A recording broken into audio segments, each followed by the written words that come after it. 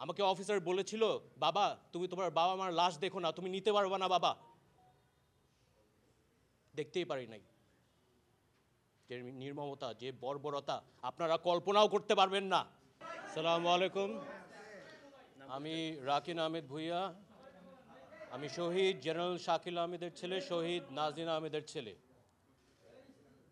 পিলখানা হত্যাকাণ্ড যে পরিমাণ ষড়যন্ত্র হয়েছে, 57 দেশপ্রেমিক সেনাবাহিনী অফিসার হত্যা করার জন্য, শুধু বাংলাদেশ সেনাবাহিনী ধ্বংস করার জন্য না, বাংলাদেশ রাইফেল ধ্বংস করার জন্য না, বাংলাদেশের সার্বভৌমত্ব ধ্বংস করার জন্য। পিলখানার ভিতরে, সরি আমি বলতে আমার কষ্ট হয়, যে পরিমাণ মানে আমার বাবা মাকে কেমনে মেরেছে আমি বলতে আমার বুকটা ফেটে যায়। আমাকে অফিসার বলেছিল, বাবা তুমি তোমার বাবা মার লাশ দেখো না, তুমি নিতে পারবা। আমাকে অফিসার বলেছিল, বাবা তুমি তোমার বাবা মার লাশ দেখো না, তুমি নিতে পারবা না বাবা। দেখতেই পারি নাই। যে নির্মমতা, যে বর্বরতা আপনারা কল্পনাও করতে পারবেন না। আপনার মায়ের সাথে হতে পারতো, আপনার মেয়ের সাথে হতে পারতো, আপনার ছেলের সাথে হতে পারতো। একটাই অপরাধ ছিল তাদের, জানেন কি? তারা বাংলাদেশকে ভালোবাসতো, বাইরের শত্রু থেকে দেশকে রক্ষা করত। আর ওদের ষড়যন্ত্রে আমার বাবা এবং মা এবং বাকি সব অফিসার এটা শিকার, হত্যার শিকার। দোষ ছিল একটাই, সৎ ছিল। আমি একা একা বড় হয়েছি, 15 বছরে আমার যে পরিমাণ নির্যাতনের সম্মুখীন করতে হয়েছে আপনারা এটা জানেন না। কষ্ট হয়তো বা বলি না।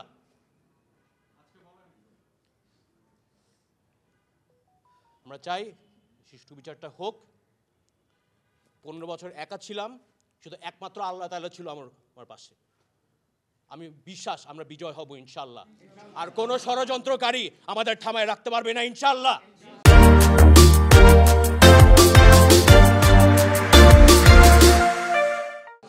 Thank you. আসসালামু আলাইকুম। আমি আমি আমি পিলখানা হত্যাকাণ্ডের একমাত্র বাধাদানকারী শহীদ কেন্দ্রীয় সুবেদার মেজর নুরুল ইসলামের ছেলে। আপনারা জানেন যে ডালবাতের ইস্যু বলে এই এতগুলো অফিসারকে হত্যার মাধ্যমে এদেশের সার্বভৌমত্ব এবং সেনাবাহিনী বা সশস্ত্র বাহিনীর যে ক্ষমতা, এটাকে একেবারে ধ্বংস করে দেওয়া হয়েছে। আমরা বিগত সময়ে অনেকবার বলেছি যে চাল ডালের কমিশনের 4-5 হাজার টাকার জন্য একজন অফিসারকে এভাবে নির্মমভাবে হত্যা করা যায় কিনা, পুড়ে ফেলা যায় কিনা। আর আমরা আজকে অভিযোগ করেছি যে যারা প্রকৃত কুশীলব, তাদের নামটা যেন উঠে আসে।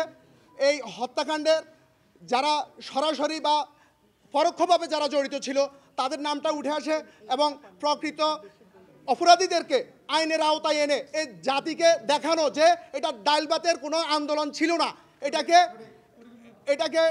একটা পরিকল্পিত হত্যাকাণ্ড।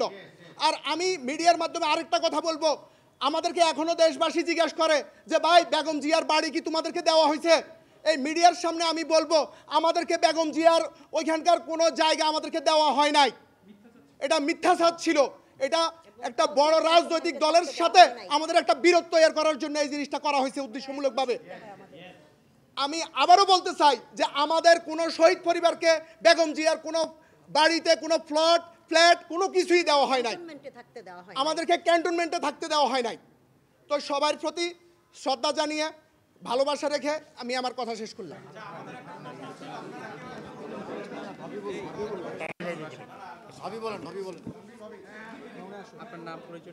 আসসালামু আলাইকুম, আমি তাসনুভা মাহা। আমার স্বামী শহীদ মেজর তানভীর হায়দার নূর। 25 ফেব্রুয়ারি পিলখানা হত্যাকাণ্ডে আমার স্বামীর লাশ পাওয়া যায়নি।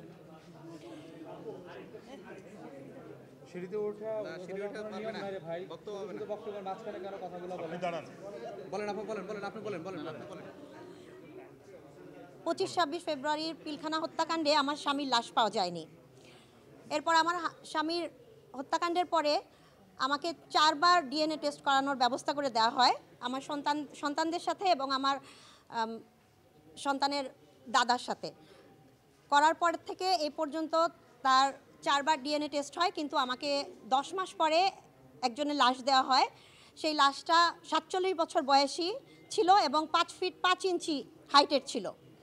যেখানে আমার হাজব্যান্ড 25 ফেব্রুয়ারি 2009 সালে তার বয়স ছিল 28 বছর 5 মাস 25 দিন এবং তার হাইট ছিল 5 ফিট 10 ইঞ্চি, 5 ফিট 11.5 ইঞ্চি। আমার সাথে কেন এই জিনিসটা করা হলো আমি আজও এটা জানি না। আমি জানি না আমার হাজব্যান্ডের লাশটা কোথায় গেল এবং কি করা হলো তার লাশের সাথে। আমাকে একটা মিথ্যা কবর দেওয়া হয়েছে, আর আমি যতবারই এটার জন্য প্রতিক্রিয়া জানিয়েছি আমাকে বলা হয়েছে আমার হাজব্যান্ডকে দেশদ্রোহী করা হবে। আজকে আমি মিডিয়ার সামনে বলতে চাই, অবশ্যই হত্যাকাণ্ডের বিচার হতে হবে এবং আমার হাজব্যান্ডের জন্য সম্মানজনক একটা অবস্থা এনে দিতে হবে।